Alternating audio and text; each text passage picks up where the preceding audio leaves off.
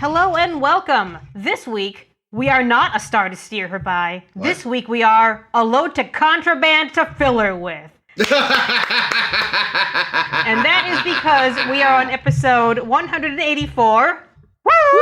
Yay! No one else is wooing? Come on. Woo! I'll do that again. Do that again. Sorry, I don't even go here now. Give it to us again. We're too excited about the new title of the show. Also, It's a great title. my Zoom seized up right as you said the Oh, number. no. I was worried my Wi-Fi died again, but... All right. I'm glad my joke burned everyone alive. No, we're on episode 184. Woo! And we are covering Starship Down and Little Green Men. Oh, God.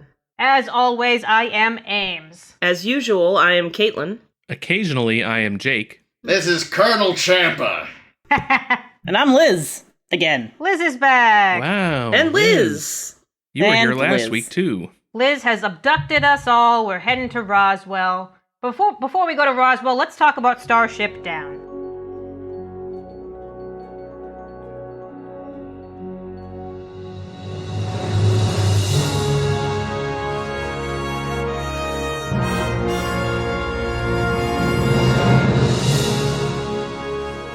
These are two episodes that are purportedly some of Armin Shimmerman's favorite episodes, so It's easy to see why. It's gonna be a weird week. He's into some kinky ass shit. So here we are on episode Starship Down. We are helping James Cromwell, because he's back, with trade negotiations that Quark has fucked up when all of a sudden the Jem'Hadar swoop in and start attacking the Karama ship. Karama? I'm gonna say Karama. I think it's... Oh, fuck. I was paying attention to You know, I can't remember Karama? either. I think it's I think it Karama. was Karama. Yeah, I know we've heard of them a bunch of times now. You've we know seen that them. Weren't they the guys that had, like, the jewelry fetish? Or was that a different people? I have no idea what you're referring to. Oh, the guy that wanted to The buy, guy wanted to buy Kira's earring. Oh, Was maybe. I it think Karama? that was maybe one of them, yeah. It might have been. I certainly assumed it was. Yeah, that was... Why not? Yeah. Well, this one is James Cromwell, because he's always a delight. His name in the episode is Hanok. We're being attacked by the Jem'Hadar. We all go hide in the atmosphere of this gas giant, and the whole episode turns into a submarine movie. Basically, everyone gets separated in a move like TNG's episode Disaster, except this one doesn't have any children in it, so it's about 100 times better. Mhm. So we end up breaking up into all these little individual subplots, some of which are better than others. We start off, we have Ensign Shamu is on the case, as Worf and O'Brien are tasked with using echolocation to find where the ships are, because they have to blow up the right ships and save the Karama ship. And Worf, in all of his subplot, learns many leadership lessons. In the Kira subplot, she is tasked with keeping Sisko alive after he sustains a concussion, and she has tons and tons of feels about him being the emissary. And they kind of discuss that a lot. Quark and Hanok, meanwhile, are mostly bickering for most of the episode, until I started wondering if they were going to actually do anything with them, when suddenly, oh fuck, they have to disarm a torpedo that has Kool-Aid manned into their room. Oh, yeah! Oh no! Oh man, that's two good ones in like 5 minutes. No, Ames Well, is I on a wrote 'em- fucking I roll wrote 'em ahead today. of time. Everything Still. is good. You're on a roll.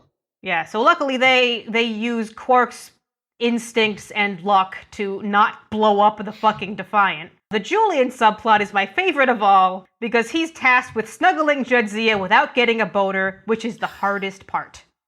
No pun The intended. boner is the hardest part? Mhm. In the end, they all survive, they all do their parts, and they all win, except for Kira, who is forced to watch a baseball game. I had the same thought. Would Bajorans like baseball? I feel like we had this discussion like 2 weeks ago. Or a week Yeah, ago. Well, it's here's the thing, like... terrible. Or, actually, that might have gotten cut because then we ended up talking about baseball for a really long time. Their and I got rid of planet it. seems like really underdeveloped, so it might be the most amazing thing they've ever seen. Truthfully. I feel like it's one of those easy sports because you don't need a lot of stuff to put together a game. You just need a bat and a ball and a space. I feel like they'd really be into a violent sport. American Gladiators. They could make it violent. That's true. They could. Baseball's already pretty violent. It's whipping balls at each other and then beating each other with bats. Well, not each other. it doesn't Anyway. have as many fights as, like, hockey, but if you accidentally hit a batter... Okay, this is literally almost the exact conversation I had to cut, so let's not do this again. Well, whose fault is that? Hours for having a really long, boring conversation about baseball. It's baseball's fault for being so boring. That's actually true. So before we really get into the meat of this, there is one thing I have to say. I fucking love the chutzpah on Cisco. Because, let's be honest. Every time they've dealt with the Jem'Hadar so far, they have either had their asses handed to them, or they've only managed to, get away with it because there was a larger battle going on around them that they were able to kind of hide in. So when these two ships show up, and he's just like, you motherfuckers stand down, it's like, you have no basis for this level of confidence, and this is why you're amazing. Yeah, and then they wallop him real hard. Yes. And he's left the entire rest of the episode with nothing to do except flutter his eyes constantly. Yep, but I guarantee you, if he ran into them again, he would still be like, you stand down! Oh, it is so unearned. Beautiful. Do we want to jump off from there to talk about how awesome the scenes between Cisco and Kira were? They were lovely. Yeah. It was really beautiful. I like because I feel like it hadn't really. It's a relationship that hasn't really been unpacked before season 4. Yeah, we saw Kira kind of talk to him about how she absolutely believes in him as the emissary a few weeks ago. Was it 3rd season, maybe? Late 3rd, I feel like, yeah. Maybe mid-3rd. So, we already know it's a thing, but this is the first time they've really gotten into it in depth. Yeah. That was the one with the omen and the 3 vipers and shit, right? Yes. Yep. Yes, that's the one. Yeah. Oh, that's the episode Bareil died, right? No. No. That That was before. was around that time, but not that episode. Well, we find out that there's actually a holiday on Bajor for celebrating the emissary's arrival, which... Yeah, they put this whole traditional thing together in, it must be 3 years, 3 or 4 years, because we're, how long ago did we learn he's the emissary? Yeah. Beginning of 1st season. So suddenly they have, we've decided that we have all these traditions, we have to do this fasting thing, we have to go to this parade. The emissary never comes to them, and that's sad. That's actually pretty interesting for a religion, because consider how long, Catholicism still did services in Latin well after people had any idea what the Latin was. The fact that this is, a very quickly evolving, living, breathing religion is actually kind of interesting. The Bajorans just needed another excuse to make themselves suffer with another fasting season or something. I mean, See, that's why they'd like baseball. It does have some real-world parallels, because I forget what it's called. And I apologize in advance. But, there is a Jewish holiday, in regards to the Holocaust and all that. So, I mean... I think it's called Holocaust Remembrance Day, in fact. I mean, you can definitely create new holidays. Yeah. Hallmark does it 40 times a year. Yeah. Christianity's just kind of we got ours, we're good. Yeah, well, Hallmark's worships more at the altar of consumerism, so that's an ever-changing religion. By the way, happy first cousin once removed day to everyone. Thank you. I hope that's true. I really hope that on Bajor there's you can buy plush Ben Cisco's of varying quality. Oh, yay! There's some there's really, knockoffs? Really, really good mass-produced ones, and then, decent, Etsy shop ones, and then just, really bad ones. So it's like Captain Picard Day, when Riker had the little puppet of Picard to play with. I Kinda, love yeah. the little puppet. Oh, I love it. Yeah. Are you saying that little puppet is a better actor than Jonathan Frakes? Oh, that's a good callback. I love you, Caitlin. It's funny because it's going to be several weeks after we've released Total Recall, too. Yeah. I know, but I listened to that one today, so... That's It's great. fresh. It's a great movie. But yeah, no, they were good. I liked the, the story of the brothers and all that. Yeah, that was a very familiar story, too. It's probably based on a real... some something. folklore. I'm I not gonna actually lie. completely missed it. I kind of forgot. The story she was telling.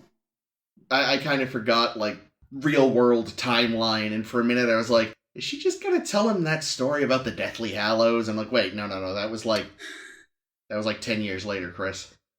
So What's that? Done. What's that?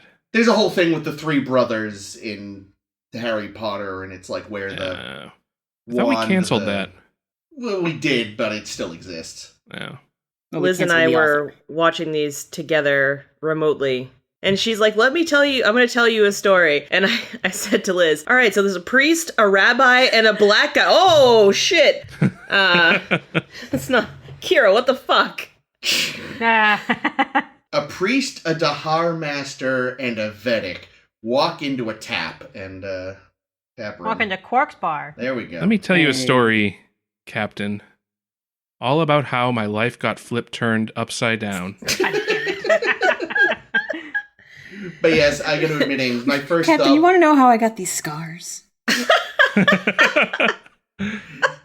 But yeah, no, my first thought at the end when he's like, do you want to come see a baseball game? I'm just thinking, like, in her head, Kira's going, fuck, I wanted to get him know him better, but not like this. Yeah. Well, good news. They've got the next 14 and a half hours to talk, because that's how long it takes to play baseball. I The should... hat didn't suit her either. It suited her better than it could have, that's for certain. Oh, the baseball cap? Yeah. I thought she looked cute as fuck in that cap. Eh. I think like just that 'cause she was Cisco so- had his Pike City it's- Pioneers, too. That was Yeah. That's cute. Yeah. I assume hers must be based on a real team. I meant to look it up and completely forgot. Didn't look it up. I don't know. It just looked like some old-timey baseball cap. Is all. Yeah, but I mean, I wouldn't be surprised if it was a real one. Hmm. But yeah, no, I don't know if it was as much that she looked good in, or she was just so pleased to be wearing it that sort of helped the effect. She was She really gets to- happy. It was she very gets to- sweet. No, it's that she gets to hang out with the emissary, in a context that isn't work. Yeah. Because they realize Yeah. all we ever talk about with each other is work. Because I'm afraid of you that you'll judge me for thinking oh god, this is complicated. You will judge me for me thinking you're the emissary. She's Well, also you're not probably interested at happy all. to be invited to a holodeck trip where she isn't going to be pressured into having sex. True. With Lancelot? Dax. Oh god. I mean, unless, it involves, like... Fuck, I don't know enough about baseball players to know if any of them were famously horny. But she's getting... Sliding into second. all of them. She's getting hit on by, like, a holographic Joe DiMaggio or something. Well, I was gonna say, I mean, everybody has that Babe joke Ruth. about having their families in different zip codes and shit. That's No, that's a baseball thing. Well, that's every sport thing. But, That's I mean, true. some sports have people who are, like, famously... Like, who's that one basketball player who supposedly has, like, 110 kids or something? Holy fuck! What? Will Chamberlain? I think so, yeah. Isn't that Will Chamberlain? I believe so. Pretty I sure mean, it's Will everyone Chamberlain. knows, the topsy-turvy world of golf and Tiger Woods, that notorious horn dog. But yeah, I don't think... I mean, again, it's because I don't know it that well, but, like, I don't think there's, like, a baseball equivalent where, like, yeah, they all do it, but my god, what about X? Although, yes, I think Babe Ruth was famously into porking. So He was famously into pork. He was a large man. that's true, especially for someone who was not strictly a pitcher. Yeah, you thinking of Roger Clemens? Well, just in general, like in the whatever our league is, because the pitchers don't have to bat and run, they can be built like me and be a professional. And it's like, that's weird. We're on Yeah, baseball Yeah, you again. still have to have Goddamn it. upper body strength, though. I This mean, is that's the thing. Baseball that's is necessary. insidious. Let's get off baseball. What else And happened in this it's episode? Roger Clemens, but Well, he so- has like one big doom fist arm that's like just 80 Little times bigger than spindly the other feet. arm. Well, All right, enough about baseball. Oh, so this episode developed like 3 relationships, right? You have Bashir Yeah. and Dax, you have Kira and Cisco, and you have Worf and People. Yeah. Worf and anybody else. I mean, Worf was just happy that nobody on the ship was pregnant. That's all. oh, That's no. Though he was there with an O'Brien again. It's true. I was And half he just waiting for a turns to reference. Miles in engineering and says, "Push." God. You think he's ever helped O'Brien, like, through the tough times when he's been constipated? Oh God. He's, like, standing outside the head door, just being like, "Go, Chief!" He's like, Mr. Worf, I appreciate it, but please stop. But Jesus. Always comes back. Gonna to blow People. out your O-ring. Drop My- along. My headcanon is that Stevens is part Beta Z. Which one was Beta Stevens? Zoid, every time. Part Betazoid. He was one of Stevens the... was one of the engineers. He was one of the two that had a decent amount of lines. There was, like, Oh, the two bros who like Yeah, there was just the guy adorable together. Yeah, there was the guy who I assumed was probably like Hispanic. Oh, Muniz. Yeah. Right. He Okay. definitely I was so sure he wasn't going to make it to the end of the episode. I was actually surprised at any of the. That's true. There were no That's red shirt true. deaths. No. There were Gold red shirt shirt. deaths, but there were no Yeah. speaking line red shirt deaths. Yeah. Like I Well, thought for sure particularly that because that girl we on the had bridge to- was gone. Oh, sorry, Jake. Go ahead. I thought for sure, when they had that the lady on the bridge, the ensign on the bridge, that I like had her written off too. she's not Absolutely. she's not going to reach the end credits. But this week, both Hispanics lived. Both Yeah. apparent Hispanics, yeah. It was very exciting. But yeah, no, I had missed Munoz. We're never going to see them again, so, though. No. Yeah, the yeah. cat's Well, no, on as soon my as it was notes, so like, I can't check. Muniz, you go. And I'm like, oh, fuck, he's going to die. Yeah, we were Jeffries, taking bets too. on them. But Stevens, because Stevens, like, I don't know if it was actually just the lighting, but he ended up it looked like he had black eyes. So I decided, Like a fuck it. doll's eyes. Fuck it, he's an empath. Probably better than Troy. Oh, well, that's a fucking low bar. Exactly. Non-empaths are better than Troy. That's true. Also I'm true. a better empath than Troy. Worf's Worf a better is better empath than than Troy. That's why their relationship didn't work. Mm. Oh. She was like, "You're a fucking Klingon, and you're better at this than I am. I'm leaving." And he was like, "Yes, I sensed that you were dissatisfied in the relationship." So Worf, as much as I liked that subplot, I don't know if I really buy. Like, it feels like a step backwards for Worf at this point to still be, kind of the clueless commander that doesn't know how to. I mean, Well, yeah, Command. especially after 7 years on the Yeah. Enterprise. Yeah, like Well- he should have got that. He was the head of security on It's the a Enterprise. different job, though. that's what I was Yeah, gonna but say. he's still like commanding red shirts, which is what he was doing in But, But, But like- even in a security Yeah, like, it's one thing- endeavor. yeah, it's one thing to lead a security force. It's another to like be leading a group of engineers through a battle scenario. Like with That's a true. security team, I imagine, especially a military security team, it is kind of your job to be extra hard ass. Whereas Like this a drill is more sergeant. like, huh? Like a drill sergeant, almost. Yeah, whereas this is more like, this is an actual command track, and yeah, you've got to have got to, but it helps to have a slightly lighter touch. So I think it does make sense because it's a different type of command. Like, I think the way he was perfectly reasonable for security, but for... Yeah, and in this instance, he doesn't really know what weapons he has available because they're in this entirely new environment. Yeah. Like, you can't see your foes. This is, a little bit Wrath of Khan-y. Mm-hmm. You can't see them. You can maybe detect them if you're close enough, but you can't tell who's who. You're not sure if you send out a bomb, if it'll hit the right person or come back and hit you. Yep.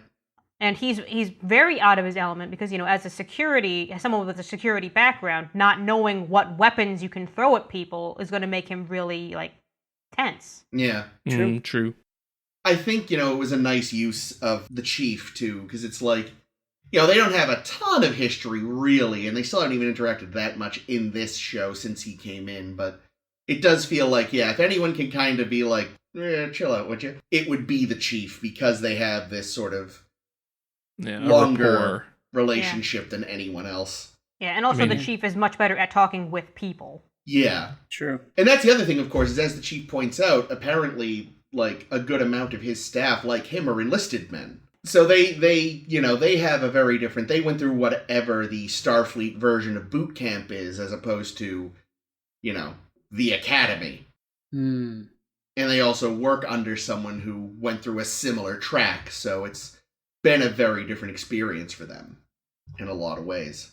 This is also, I think, some of the first NCOs we've seen aside from the chief. Well, the explicit NCOs. I assume that a lot of the red shirts that we see that aren't explicitly True. ensigns are probably red shirts, or they're obviously red shirts because they're red shirts. No, are probably NCOs, Yeah, no, that's a good point. or even just like enlisted dudes. Yeah, but these are some of the few explicit ones we've had. You're Yeah. right. Yeah, I don't even know if they'd be NCOs, right? Because did they ever say what rank they were? They didn't even have, they had nothing on their collars. Yeah, so they're probably just enlisted dudes. Yeah, Isn't that what NCO is? NCO is non-commissioned officer. So Oh, that's like, right. That's a little different. Yeah, they're enlisted. That's what it's I like meant. it's an enlist. It's someone who's enlisted, but like worked Didn't their way go up through the the ranks academy or quite a whatever. bit. Basically the chief. Yeah.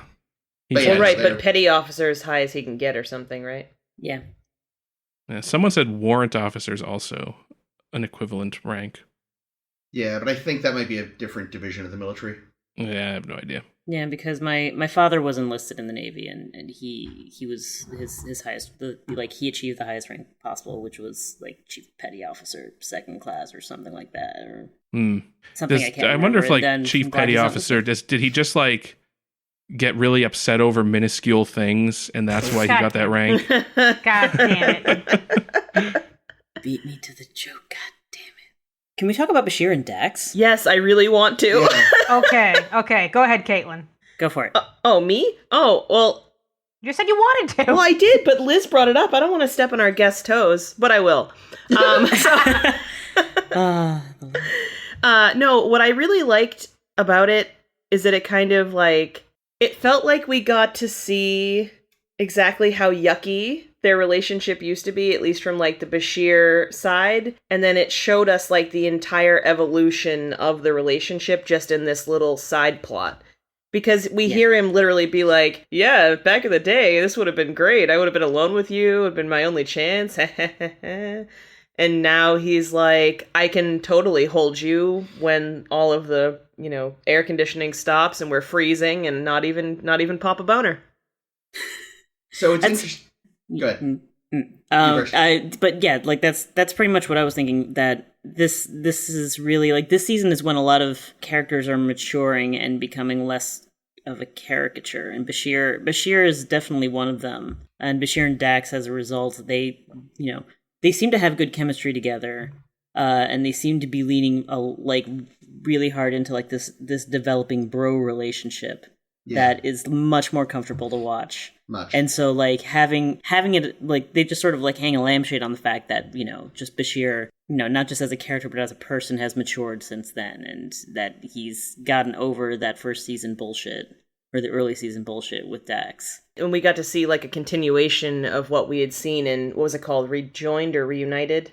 I can't remember what it's called. Rejoined. So as a side note, I keep thinking it's not Rejoined, because Rejoined to me sounds like way more overtly sexual than Reunited, and I think that's why I keep assuming that's not the one. Yeah, but anyway, with the Trill, like, they always talk about joining and being Yeah, it's joined. True. yeah, I guess that's true. Bunch of sex perverts. But like, we had Chaperone Bashir, where he like sat and hung out with Dax and her ex-wife, Yeah. like listening to their fucking boring as hell stories based on his reaction, but he still did it, So I was actually reading an article just yesterday where I guess what happened was Bashir was a wildly unpopular character, especially after the first season. I can see that. Yeah, He he was written fucking horribly. He was Nick's terrible horn dog. Their intent, apparently, was because ER was big at the time, he was going to be their, like, sexy young doctor. He's going to be the George Clooney. Yes. Oh god. And it failed miserably. Well, yeah, because he wasn't it's not that he's an unattractive man, but he he was just acted like written- such a fucking piece of shit. Yeah, like, that the you writing couldn't was like him. Terrible. Yeah, he just come off as creepy in the beginning. And it was to the point that apparently, I didn't know this, Paramount wanted them to get rid of the character completely after the first season. Wow. And in one of the few things I will give the prick credit for, Rick Berman fought to keep him. Well, yeah, because how Yeah, but much they of could have that got was... Pulaski. How much of that was actually motivated by, like, fan dissatisfaction and not the fact that he's, like, not white? I'd go with fan dissatisfaction. Because Yeah, again, I like, think about how badly written he was that first season. I know, I just... Like, no, but I I'm mean, suspicious. I think it's he might easier have been for a little producers. less. Yeah. I think they might have maybe more than Rick Berman would have thought. Maybe it would have been an easier fight if he were blonde haired, blue eyed. Like you never Maybe. know. But either way, he they was got to keep definitely him. badly written. And I guess what happens is with this season, Ira Stephen Bear was basically given complete creative control. And I guess one of his first goals was to fix Bashir. Unfuck Julian Bashir. So that... Good. Yeah, because you can't really be the sexy young doctor if no one wants to have sex with you? Then you're Right. really just a creep. Well, and especially, like, let's be honest, he's 30. He's over the hill. He's not sexy anymore. Yeah, True. he's used up.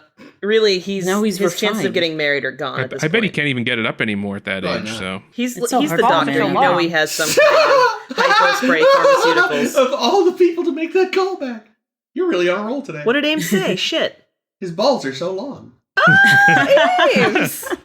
But yeah, so I think that's why we're seeing this, is because it was like one of the new sort of head guy's first goals. Was like, we are fixing this fucking character. Yeah. that's good. That was definitely a good call. And did a good job. Well, and it's nice to see, like, not just improving him, but having him actively acknowledge, like, wow, I was a creep. Sorry I used to go around putting nice into you, expecting sex to come out. It's also I have to say, like, it's been a relief to watch this season because, like, you know, when this was originally on the air, my like teenage Liz was big into Bashir, and so restarting the series, I was like, oh no, little Liz, what's wrong with you, Billy? I mean, he is hot, but so now this is like this is where the crush came in. Well, I mean, I have the same story with Jadzia. Like, she was my childhood crush. I had the cardboard cutout, ladies and gentlemen. Oh my goodness. God. Where is she now? So, actually, funny story. So, you know, there was a full-size, life-size cardboard cutout of Dax, and it was in my house. And, I'm picturing eventually- that it's like a 6 foot tall symbiont. Like, it's not Yep. Terry Farrell, it's Not her Jadzia, just slug. Dax. But yeah, so, eventually I lost interest, and it just, went into the attic. And then, like, years later, I'm driving up to my parents' house, and I noticed there's someone in the attic. There's, like, someone standing. My dad had moved the cardboard cutout to the front window in the attic. That is incredibly And there's bad. just, and you look up, and there's just, Dax is standing in the window of my parents' attic. Your And she father's, was there for years. your father's my goddamn hero. I that's hope he brilliant. goes up there and, like, flashes lights around her every once in a while to, like, creep people out driving by. Only when he's- that house only down the when he's road is alone. haunted. I think There's no one else, eventually it's no longer in the window. I don't know what happened to it. It probably got too faded from just sitting in the sun all the time. But Yeah. yeah, no. So Dax was my crush growing up from this show, and I had kind of the same reaction. Whereas it's like, man, this is not a good character, and the acting's pretty subpar too. But I felt similarly that this season, and especially with Rejoined in this episode, and then I think continuing into future episodes, they're doing more with that character. Yeah. Terry Farrell is carrying more water, Mm. and Drinking more water. carrying, she's Is that a phrase? It I is think now. so. It is Pulling her now. weight. She's she's Pulling her weight. she's putting more on her back. She's She's a camel. Okay. yep. She's exactly. Well, that was the original idea for the Trills. They were going to have a big hump on their back, and that's actually where they kept the symbiote, but they realized it would be hard for the actors to sit, so they scrapped it.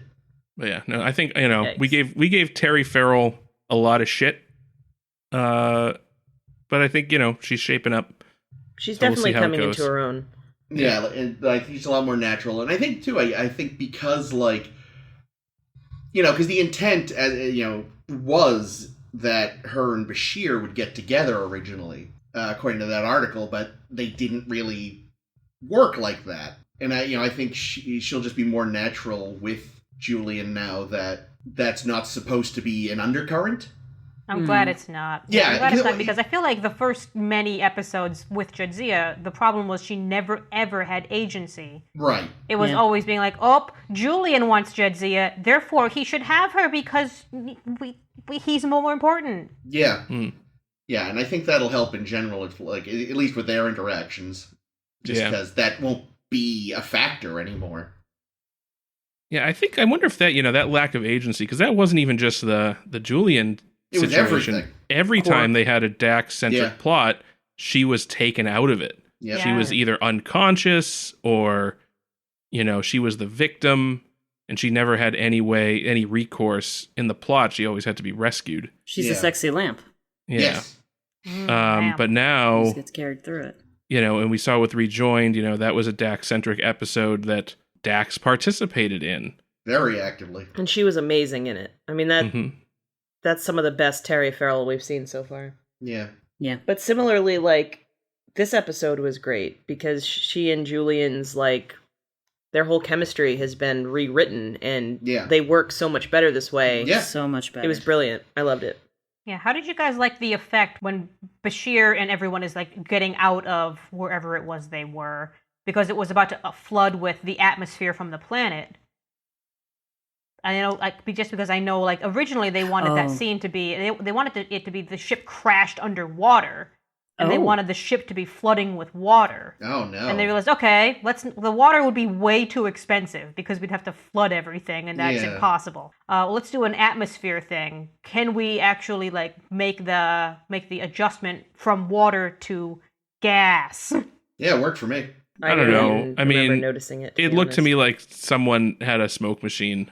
They did. Because the whole idea is that it's so high pressure that the force field wasn't able to stand up to it. Yeah. So I feel like a gas in that high pressure would be more forceful than what they showed. I don't know. I guess so. I think that was one of the scenes where I was so busy looking out for Muniz. So it was like, is he going to make it? Is this what the Hispanic dies off? No, he's making it. All right. Yeah. I mean, not that I fault them really. I mean, it's just, it wasn't an important plot point, and it didn't need to look great. I do think it did what it needed to do. Underwater would have been silly. Oh, but what we're missing is Odo would have come to save them. He would have sunk to the water. There was going to be a comment that people were going to be like, "Oh no, you won't be able to survive underwater." And he's like, "Dudes, I'm also basically a liquid, so I'll be fine." And then he would seep through wherever the water was gushing in and reform on the other side. And the writers were so excited, like saying, "Oh my god, this is going to be such a great effect. It's going to look so cool." And they had to drop it entirely from this episode. That would have looked cool. Yeah, it would have looked terrible because it would have been 1990 effects.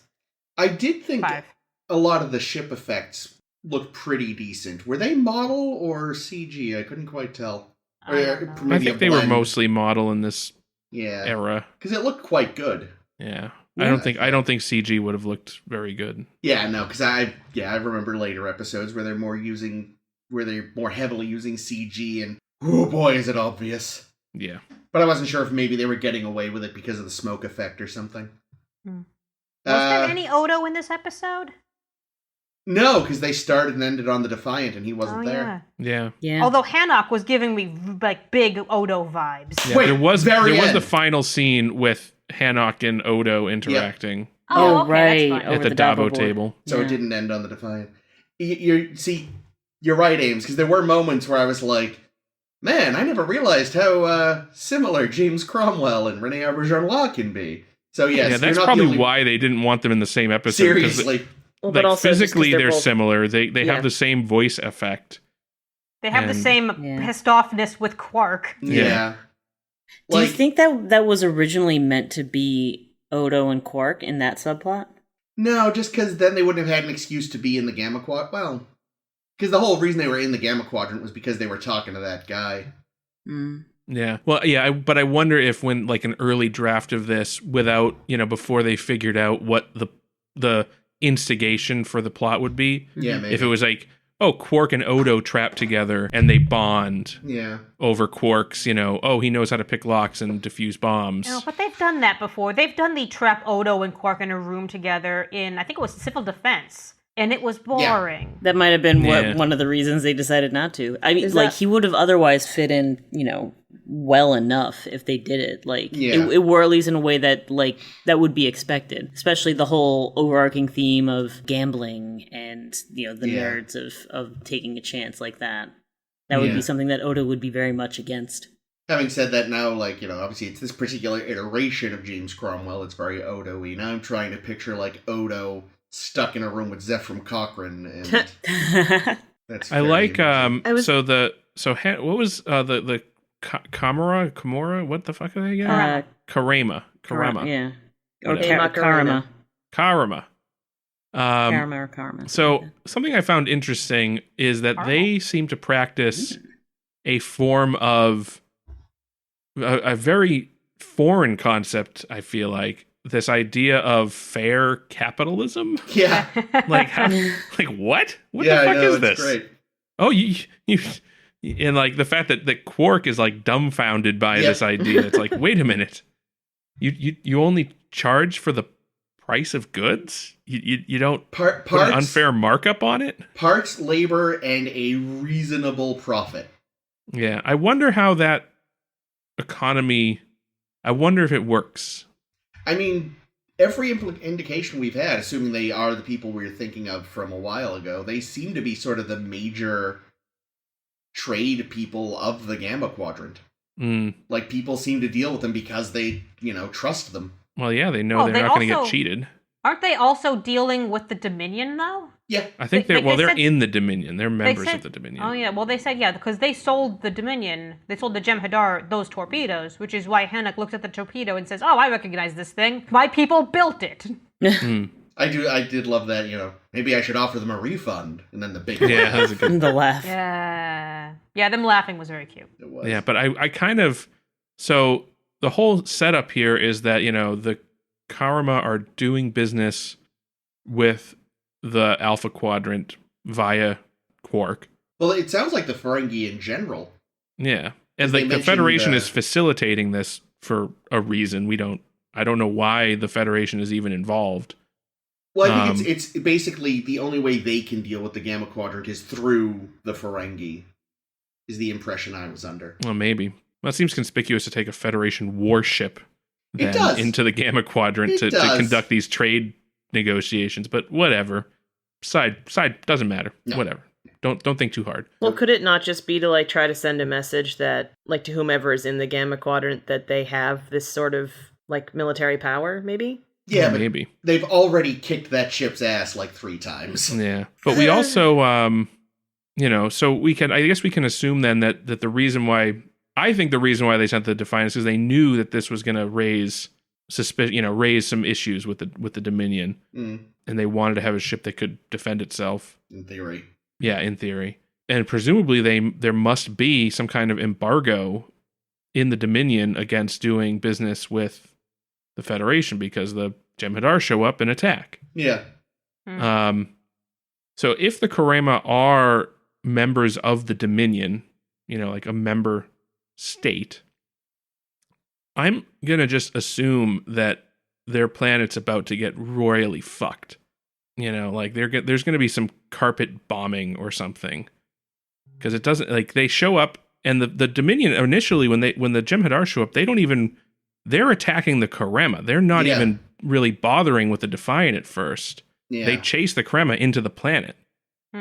So really, the Dominion's whole thing is like, yeah, if you do business with the Federation or the Alpha Quadrant, we're gonna fuck your shit up. So don't do that.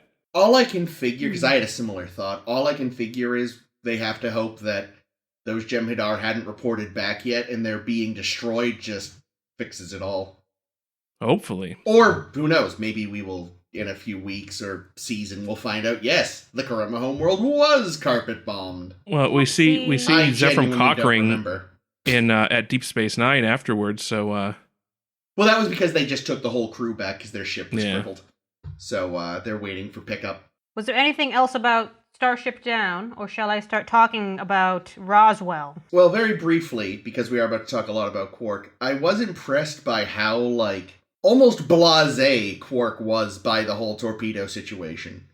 He's like, well, I've literally no other way out of this, so I guess I have to deal with it. So the hull there is breached. They should actually just be dead. They should. All I can figure is the very small fissure that is there must get filled in by a force field. Or it's just like the pressure from outside has forced the torpedo in such a way that it's created a perfect seal. Yeah. That's what I was thinking. It seems really unlikely. It does. Maybe it's something in the casing of the object or something. Yeah, that was an interesting material also that it was made out of. It looked like an IKEA lamp. It did. It kind of looked like plastic. Sexy lamp. Did it come with an Allen wrench? But yeah, no, I just thought it was interesting, ultimately, Quark is a guy who knows if he's no other way out of a situation, he's like, well, let's see what I can do. Because normally he would be the first person to flee, but of course he can't, so... Yeah. Well, it's just like when he gets caught, being a negotiating in bad faith. Yeah. The first thing he does is deflect, blame Rom, do whatever he has to do. Until much, much later, he's like, well, okay, you're right, I cheated you. But we'll here's make it here's why it's awesome to be a con man. Yeah. You can blame Rom all you want. Yes. I have one more note, and that's at the very end. They did something I'm not a big fan of, because I think it undoes a lot of what previous episodes have established. And that's that Julian needs saving from Morn. But doesn't everyone love Morn? What the hell? Yeah, but guys, when he gets going, it's hard to get him to stop. You That can't is get a true. word in edgewise with that guy. Yeah, that's true. And that was just more of like a cementing their broness thing, I think. Like, oh, Yeah. thanks, bro. Saved my ass back there. I think it doesn't necessarily throw like Morn's reputation as a character under the bus either, because we've definitely had those gregarious types who like everybody loves, and you could still love that character, love that person in your friend group, and still be like, all right, they're really going off on this thing. Yeah, Morn's particularly in his cups right now. Trying to figure out right now if Liz is talking about me or Chris. Just can't shut you guys up. God. Thank God you guys are here, Jake and Ames. We're going to go off on baseball again, don't worry. No, we're I not do going to have go off one on more- baseball again. I had one more thought before we move on, and that was speaking of baseball, just that moment at the end with Cisco and Kira had nothing to do with baseball itself, but when he calls her Nerys, when he calls her back by calling her Nerys, Yeah. it made my heart grow 3 sizes. Like, I think that moment was really effective in, giving that last push forward of the relationship to kickstart it. Yeah. Because it felt very genuine between them. Like, that smile that came from Kira felt very genuine. Yeah. I thought it was really nice. It was a really lovely It was moment. really nice. And I'm glad you Until she has mentioned to that, watch Liz, because I was baseball. thinking it Yeah. earlier and I completely forgot to mention it. So I'm Listen, I got you, even though glad you talked you too brought much. us back. It was so cool. All right, we're going to go further away from baseball, because we're going to talk Little Green Men. I don't know. Technically, in many ways, closer. I was going to say, I think... Ah. I mean, it's not in the episode, but this is as close to baseball as we've gotten. All right, so here's something I wrote to try to get me through Little Green Men. Oh, poor Ames. Nog is on his way to Starfleet Academy. Quark decides to make it a road trip to break in his new Lamborghini from Cousin Gayla. The one with the moon. Oh, it's the one with and- the... I didn't even make that connection. Of course, it's the one with the moon. Oh, I thought they mentioned it. They yeah. might- Well, they have I mentioned the missed it? arms business. I don't know if they mentioned the moon. Okay. Yeah, they mentioned that Gayla is highly successful in business. And that Quark loaned him the money to start his arms Yeah, business, which I thought that was interesting. new. Sorry, go on, Ames. Yeah, so also, of course, because he's Quark, he's going to do some illegal smuggling of chemocyte while he's there. Because why not? But oh noes! Eddington has sabotaged the shuttle. I mean, Gayla has sabotaged the shuttle. I'm just so used to it being Eddington. And then Rom fails utterly to fix the thing, so we crash land on Earth and wake up in July of 1947 in Roswell. Damn it, Rom!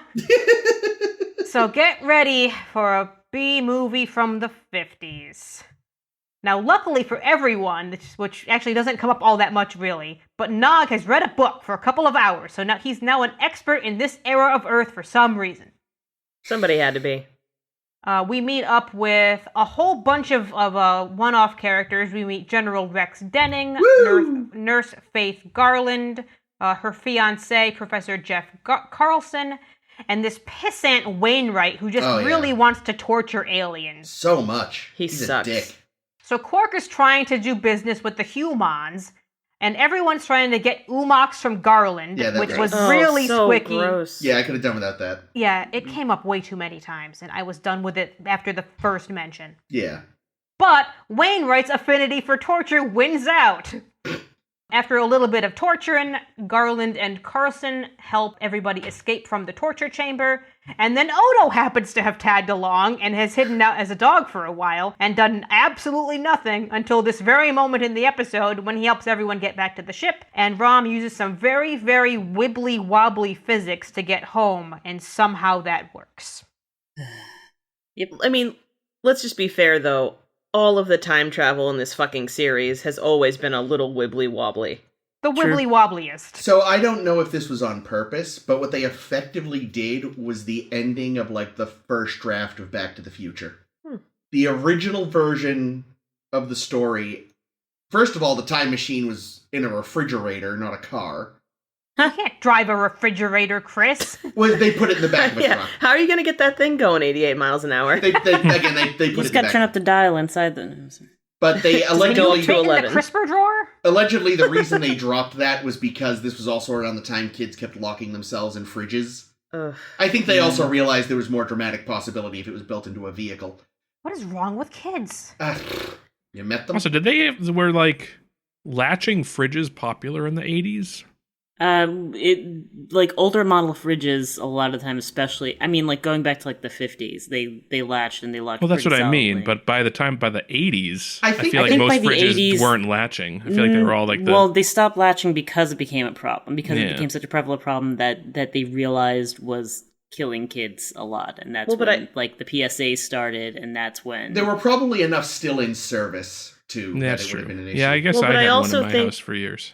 That the problem started happening so much because people were getting rid of their old fridges. Because I don't think, like, kids were climbing into the fridge at their house. Yeah. I think they were climbing into fridges outside. and... That's Yeah. why you know, always the- see fridges with their doors off in the trash. Yeah. Yeah, like hide But- and seek and all that. Either way, the very original draft, rather than get the time machine struck by lightning, they drove it into a nuclear bomb test.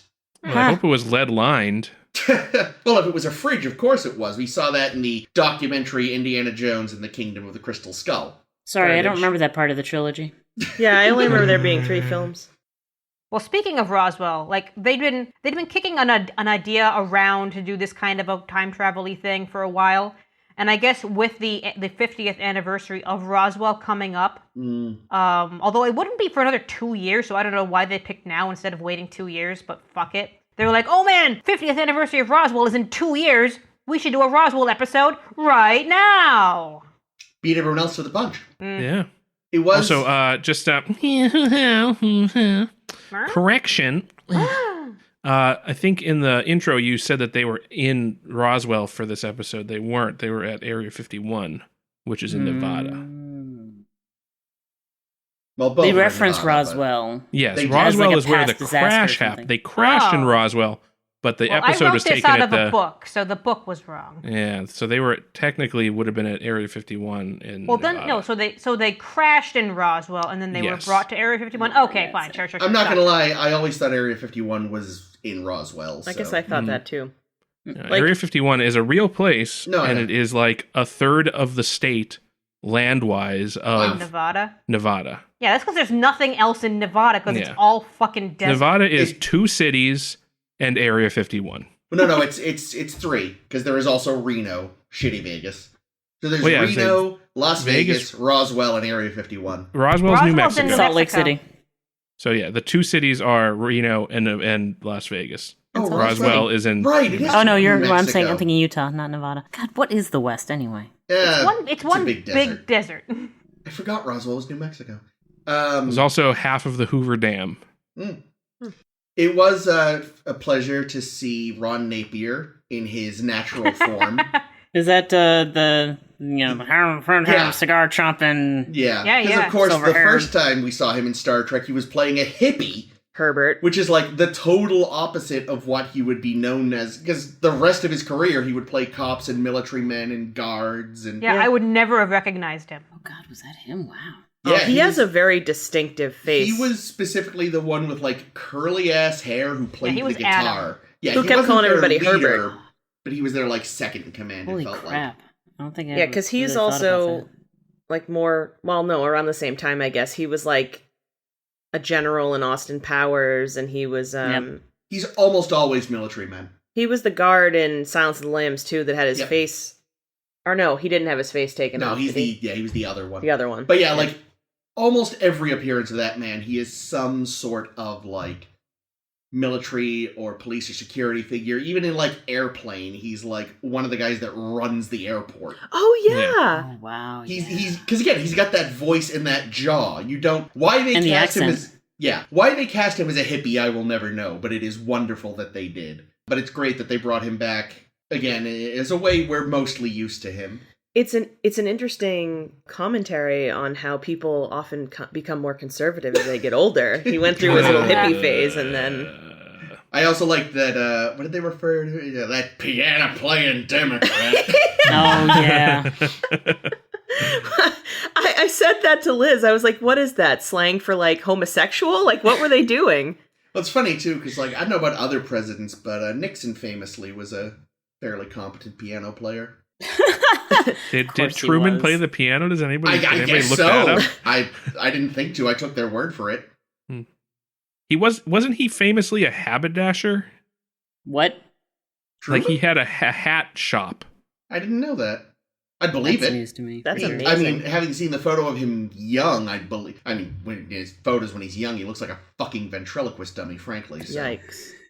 Yeah, he was. Yeah, what was funny was that, like, and I'm probably butchering this story, but that, you know, when they were at the DNC, when they were trying to determine who the vice president was going to be, he was a compromise that was just like, okay, we're going to pick somebody who can't because FDR is going to die. Like, it's just a matter of time.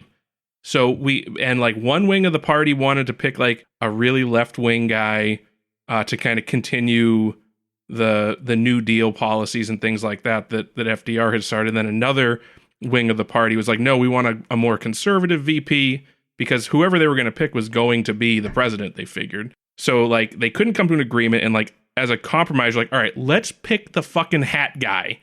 He can't do any damage. He's the safe choice. So they went with the hat guy, and then they got the A-bomb, and, you know, all that other shit. Yeah, no, Wikipedia. Truman grew up in Independence, Missouri, and during World War I was sent to France as a captain in the field artillery. Returning home, he opened a haberdashery in Kansas City, Missouri. How much piano playing, though? I didn't get to that part. He knew Chopsticks and The Entertainer. Just enough to get by. So, one thing I loved as, like, just sort of an unsubtle kind of B-movie gag was how much fucking smoking there was the minute they got to the 50s. So much smoking. Like, it was obviously on purpose, and it was amazing. Yeah, it was emphatically on purpose. I was reading up on that because Ira Stephen Bear thought it would be, you know, a fun gag to have it in the episode. And then they realized afterwards when they finally see the whole thing, and they're like, oh no. We went way overboard with all the smoking. They did. And the fact that they also like drew attention to it like several times. Yeah. And I hate this idea because he had an idea afterwards that said, you know what we should have done is we should have gotten Quark addicted to smoking. Oh God, no. And then when he comes back to Deep Space Nine, he's got to learn how to quit. No, that would have been dumb as fuck. That's that really would have been dumb. awful. Yeah, I'm you know, they did kind of overdo it, but it was fine. Although I do find it interesting that, you know, Quark is like, why are you poisoning yourselves? The guy that runs a bar. Well, but he sells, like, synthahol and shit, doesn't he? Like, Yeah, he sells also the sells real regular shit. alcohol. oh, does he? I guess I always assumed it was all fake. It's both. Yeah, I think you can get the synth ale, but I think, you know, I'm pretty sure Canar is legit and stuff. Yeah, like he that. definitely that's sells the probably hard true. stuff because he's not subject to like Starfleet regulations on a ship. Like they're not Yeah. on Oh, a yeah, ship. that makes sense. Oh, but one of my favorite lines in this is when he's naming all the shit that he, like, we know everything about you Yep. people, and he names, like, the two things that he knows about humans, that they like dogs. root beer and baseball. Root beer. Hold on. Yeah. I wrote it down because I also was like, that's perfect. Where are my Atom notes? bombs. Yes. That's what I was going to say, too, is while I look this up. I do feel like the trip to Earth is probably long enough that it's believable that Nog had a lot of time to read. I also liked the acknowledgement where he gets to the part about the Bell riots and is like, guys, this looks like Cisco. Yeah, I think that joke would have been ever so slightly better if they didn't show the picture of Cisco. Yeah. Like, if he just said it as an offhand remark and that Yeah. was it. But Maybe, also, yeah. wasn't Quark's response like, all humans looked alike? Yes. Baseball, root beer, darts, atom bombs. I Yeah. forgot about the darts. That sums up humanity right there. Pretty much. I got root beer in the fridge right the fuck now, and I'm a human. Oh man, I Gross. want a root beer. Allegedly. Nope.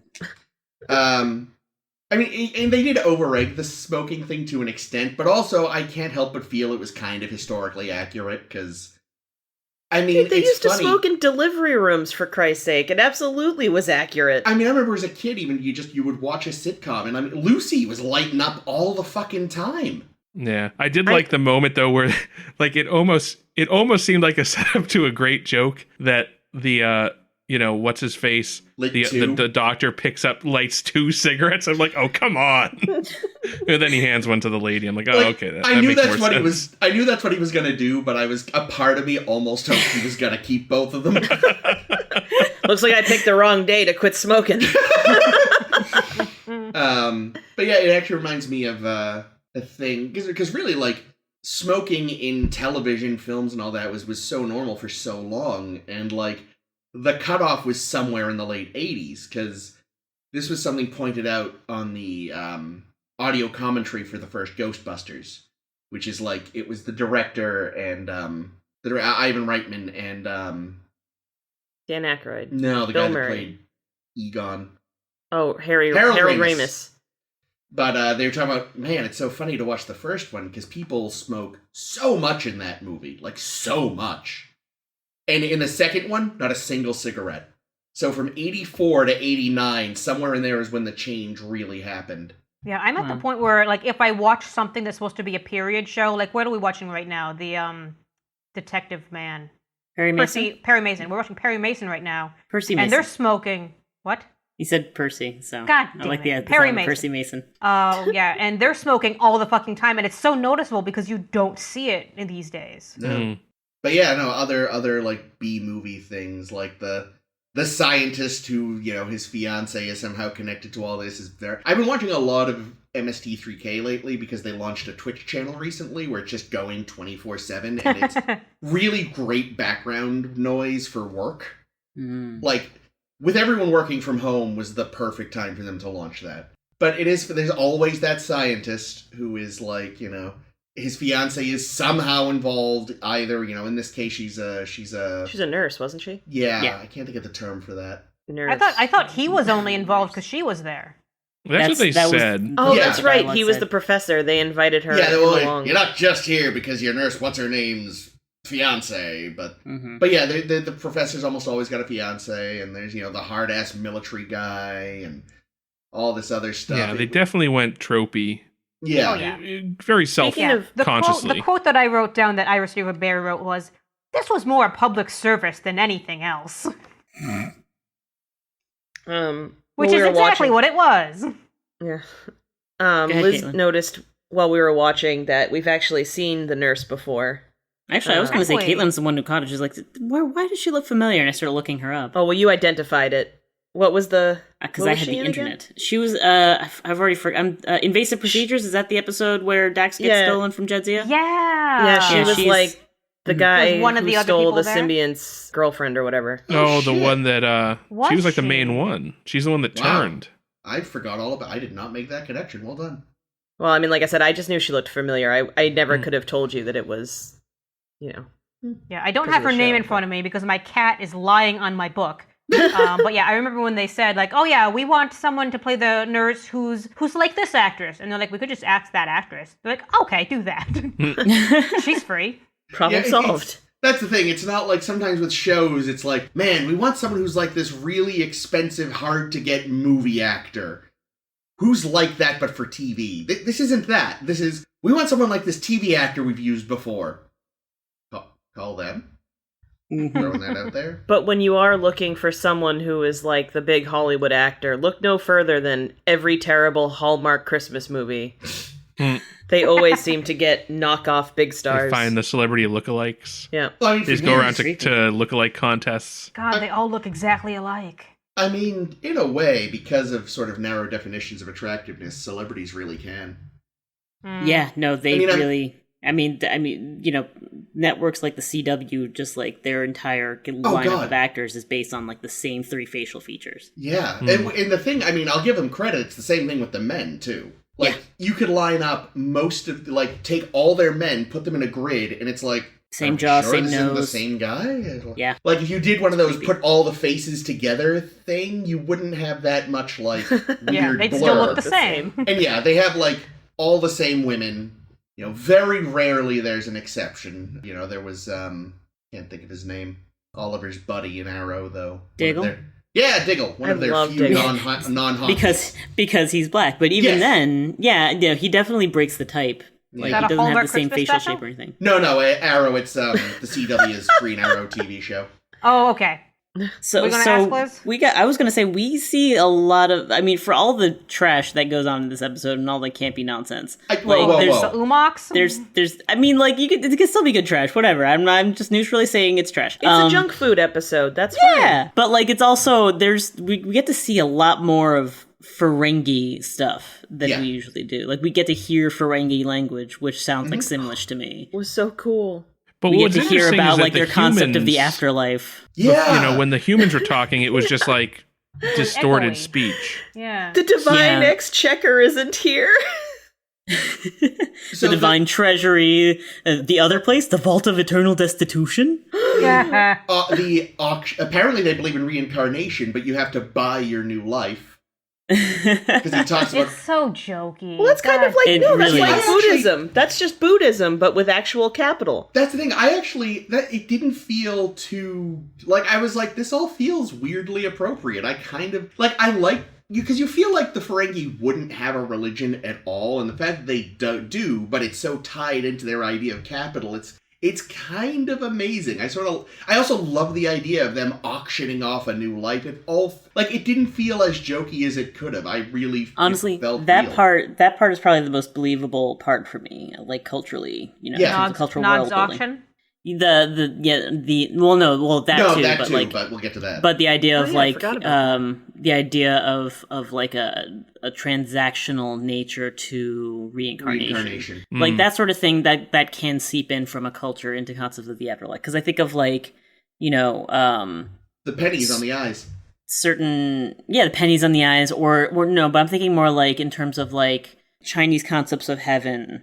And I'm forgetting which particular. Oh, when people religion I'm like thinking of. burn money and other like paper things. But to sell them I'm up to thinking of their- like heaven as a bureaucracy, because like for so long, like the Chinese Empire was this gigantic bureaucracy, this huge, just massive bureaucrats. And it was a big deal, like taking the bureaucratic test to get a bureaucratic job. So Yeah. that seeped in culturally into concepts of the afterlife. It's just the terminology like that gets rattled off. The divine treasury, the vault of eternal destitution. It's like, okay, we're getting a little heavy-handed here, but this is also not a serious episode. When also it just felt like it would feel wrong if their concept of the afterlife was anything else. That's also true. They wrote themselves into a corner with the Ferengi. Kinda. They kind of did. But Yeah. Go ahead.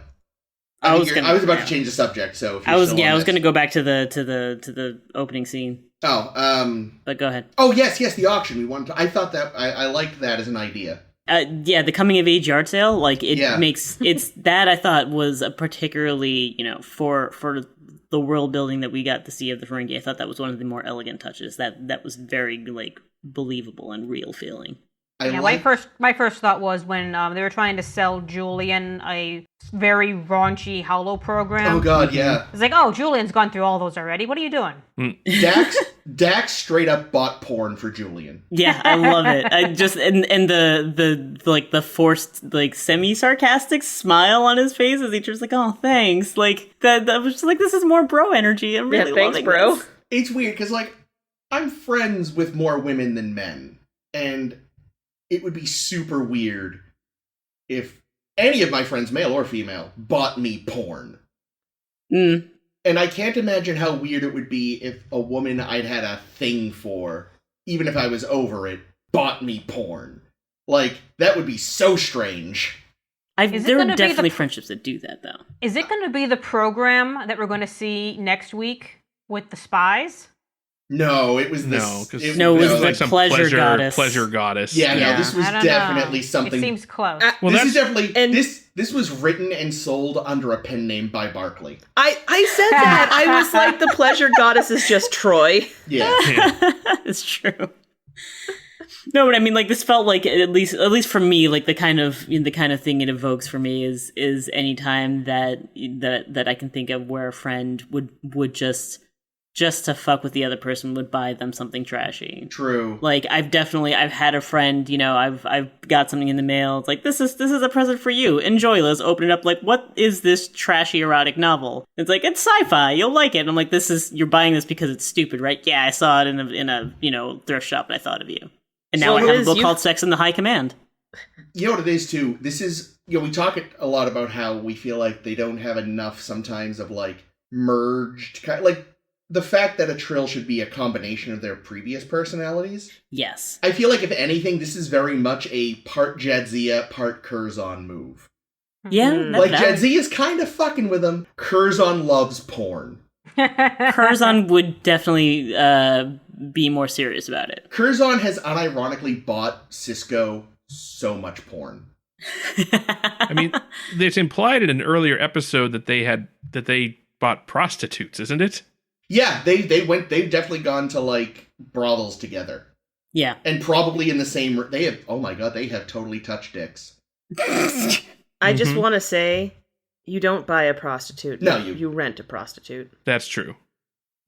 Well, You purchase services. yes. Unless you're in the Orion system. In which case, Yeah. God, thank God we don't see that shit anymore. Oh, don't worry. There's gonna be a really uncomfortable episode of Enterprise. Great. You know what we do see? Because I was going to bring up the Umox thing again. Oh, Oh, gross. God. Like, I hate that. As much as this is a fun, silly episode, like, I almost didn't...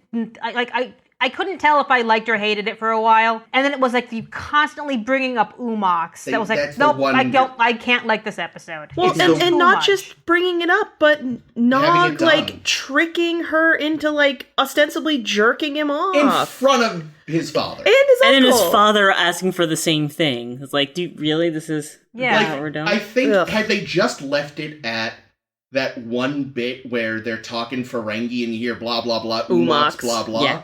that would have been okay. That would have been like, all right, haha, we get it. Well, and besides, we Yeah, already know Quark's Quark already is a a little dick. creepy. Remember his Dabo Girl Yeah. contracts from season 1? Yes. God.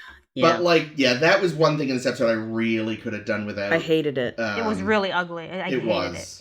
Also, like, how old was Aaron at that point? 27, 28? Oh, Yeah, he was all like- right, never yeah, no, we mind. talked about it once. He was like 25 when the show started. Yeah, I but forgot the that he was character's so much supposed to be a older. It's still teenager. gross, but he looks like he's, younger. Well, That's the question: is how old is Nog? I would assume 18. He's in the Well, academy. he's of age now. Yeah. Well, Since good. he's- He can be tried had as his an yard adult sale. for fucking sexually assaulting that woman. Yeah, wait, sorry, before we get too far from it. I do like that Worf bought the tooth Oh, that sharpener. is cute. Yeah. Yeah. That was kind of like... Yeah, me too. Except that he, like, stuck it in his face before he took it home to fucking Yeah, clean I feel it. like he already bought it at that point. I'd like to assume it had been sterilized before it was on the table. Really? Yeah, sterilization is really easy to come by, and Yeah, but then he's going to put it that's- down if he doesn't buy it, and Wait, in then the somebody else is 24th going to pick it Here's up. the thing, in the 24th century, sterilization is a beam.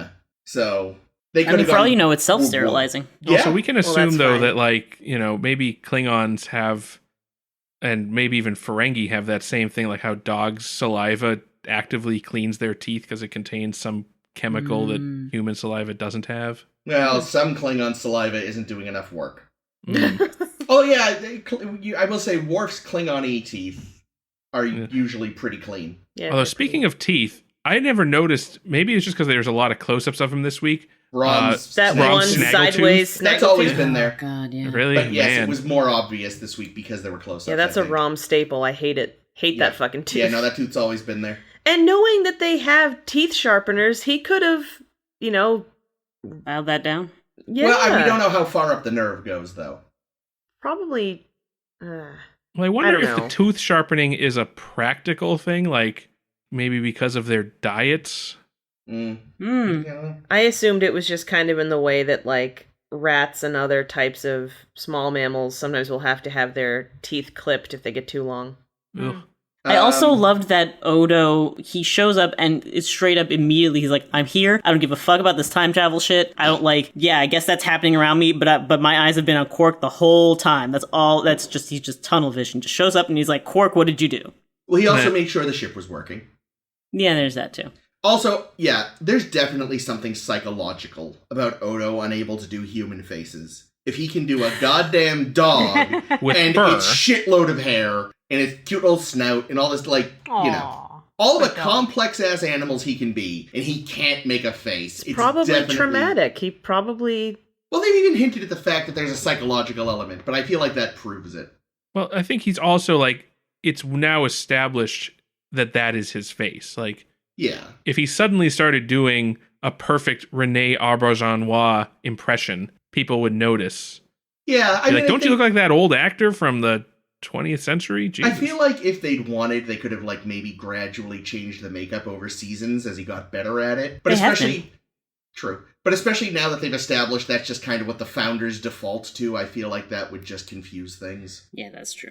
Well, maybe it's, you know, they say that, like, when you dream about someone, you usually, like, if it's someone you don't actually know, you kind of composite people you actually do know. Mhm. Maybe that's part of it. Maybe it would Yeah. just be really weird for him to, like, make himself have Kira's nose, but, like, Bashir's brow ridge, and, you know what I mean? Like, Worf's teeth. I do wish he'd kept the Bronze. Crusoe hair. I did like the hair. Though, actually, the other thing speaking I of- was thinking, I don't know, like maybe it's a lot of fucking work to do dog hair, and if he has to spend more of his time as Odo face, it's probably just easier not to bother with the That would make hide sense. detail.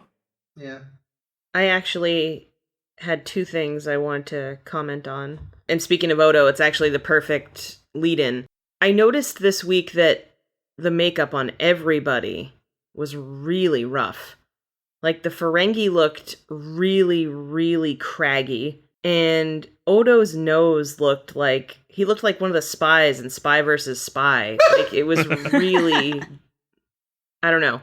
Liz and I decided that maybe someone was on vacation in makeup. I don't know if In anybody makeup, else yeah. noticed that or if I was just being picky. I mean, they definitely they looked more sickly and sallow almost. I was wondering also, you know, but like DS9 hasn't been remastered, so it couldn't really be like an HD effect. or It anything could like have that. been the lighting, because I feel like they were I wondered definitely about the lighting, too. a lot of the, like, past scenes differently than they would have normally. No, So but that even might have because to I do with mentioned it. lighting, and Caitlin pointed out that we were seeing it like on the ship, which Oh, you has were? Okay. has Yeah, lighting it started that- from the start. We It were seeing doesn't that because mean- we were also seeing a lot of close-ups on the Ferengi, which we don't That's usually get. Yeah, and I know, as Ames pointed out, they did slightly change Nog's makeup a couple of weeks ago, Mm. because they wanted him to look older. Also, He I really hasn't liked reached Nog melting pulling a phase, Corbomite though. maneuver. Say again? Which one? Uh, Sorry. I guess both of you, but Liz first. Speaking of Nog, it just made me realize that he pulled a Corbomite maneuver at the end toward the end of the episode, and Oh, it yeah, was, kind of. Yeah. good job, Nog. And Jake, what Yeah, you I saying? don't know, like, what was... I mean, he says all that. I didn't really know why. I think it was just a Hail Mary play. Like, oh god, Yeah. what else can Oh, get us we'll out just of here? freak him out. Yeah.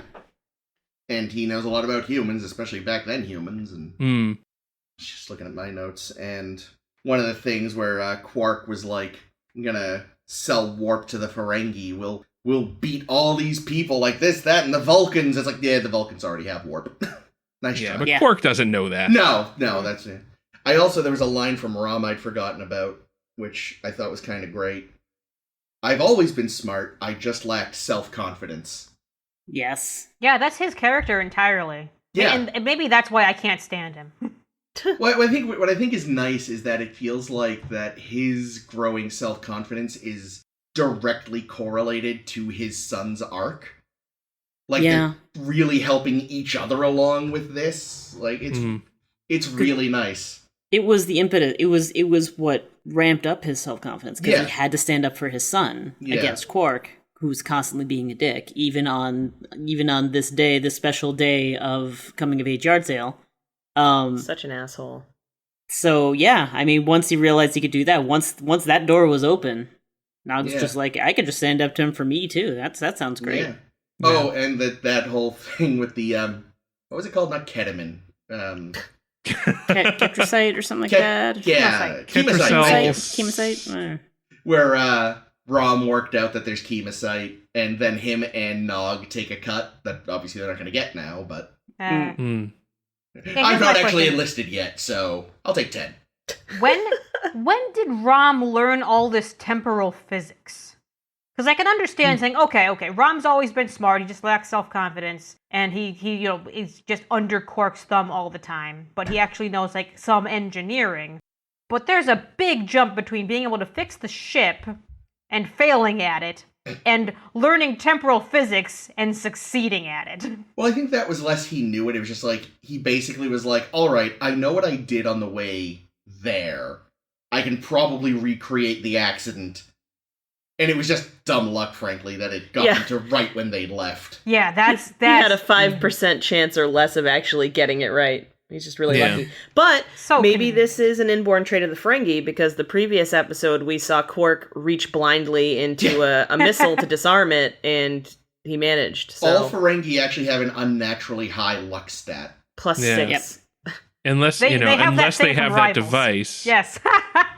that thing Oh, that God, yeah, that's from Rivals. Oh, that episode. Why? Wait, which device? Remember the thing there was that the was the luck Oh, device. God. Yeah, the little. And Oh, if- yeah. So Well, That fortune that teller really thing. shitty episode? that Yeah, I episode was remember it. trash. Oh, what was that? Season 1 or 2? That was early.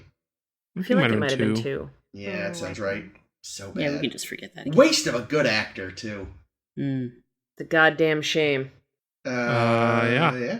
Oop. I've got one last quote in here in my notes. Oh, I Don't you people have laws against that? Not when it comes to national security. had that note too. Oh. Thank you for reminding It's a me. good thing that's not relevant anymore. No, Not a little never. bit. Yeah, dude, the No. further into the series we get, the more uncomfortable some of this shit gets. Yeah. Fucking hell.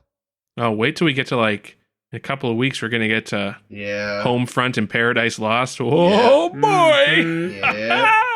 Awesome. But what were we getting to before that? Well, Chris, I'm glad you asked. Next Thank God. week, on A Star to Steer Her By, we're going to be talking about 2 episodes, The Sword of Kahless and Our Man Bashir. So excited. I know, I am too. I feel like Our Man Bashir has been a high point that I've been hearing about since the beginning, so I'm excited to finally tackle it. We've got to stop spoiling things for Caitlin. No, Yes. I mean, they haven't told me about it, I just know it's great. This was Please, hype, the first not thing spoilers. Liz said when we got to Deep Space Nine was, I want to be on for Our Man Bashir. Oh, Liz true. said to me she wanted to be on Our Man Bashir before we even got to TNG, I think. Fine, this is what I'm saying. I assumed that Liz would not choose the shittiest episode in the series for her, But like, you're saying one, I have Liz to is be there. also going to be back? My God. I know, dude. It's all part of our plan, really. She and I sound a lot alike on tape, but she's always smarter, so eventually I'll just be shuffled away, and All right, stop being Rom. fair enough. All right. Mhm. But yeah, if you liked what you heard and you want to hear more, you can find A Star to Steer Her By wherever fine podcasts are sold. We're on SoundCloud, Stitcher, Google Play, and Apple Podcasts. You can find us on Facebook by searching for A Star to Steer Her By. You can find us on Twitter and Tumblr at SSHB Podcast. You can find us at our home on the web at sshbpodcast.com. That's S as in Sam, S as in Sam. H is... As I in can't Harold. even. I can't, as in Herbert. H is in Ah. ham. B is in boy. Podcast. Fancy. Sorry, I don't know why. Fucking Archer. Archer? Oh, M is in Fancy. Mancy. Yes, sorry, Sterling No, B is in Archer. Bancy. Please continue. Sterling Archer, not Captain Archer. Please end. Please end this. I have to reset my brain now. I did a thing. They found the website. Are you laughing at me? Stop! You're Sorry. distracting You're me. being funny. I'm not being funny. My brain stopped working. You're doing great, Caitlin. You're doing so good. Fuck you, okay? Fucking sound clown. You want to Chris is check gonna us out keep all at this in. fuckjake.com. Alright. Anyway, I have been Caitlin. I have been Jake. This has been Chris. This has been Ames. And this continues to be Liz. Thank you, Liz. Thank you. We'll see you next week. See you next week. Still no rules of acquisition. No, there was a rule of acquisition this week. What was it? It was like 203. It was a bad one. New customers are like, fair worms, they can be succulent, but sometimes they bite back. How did you not write that down? I didn't notice it. It was a big scene. Oh my god. It's also one of the few Rom says. He probably just made it up. Ba-da-ba-ba-da-ba.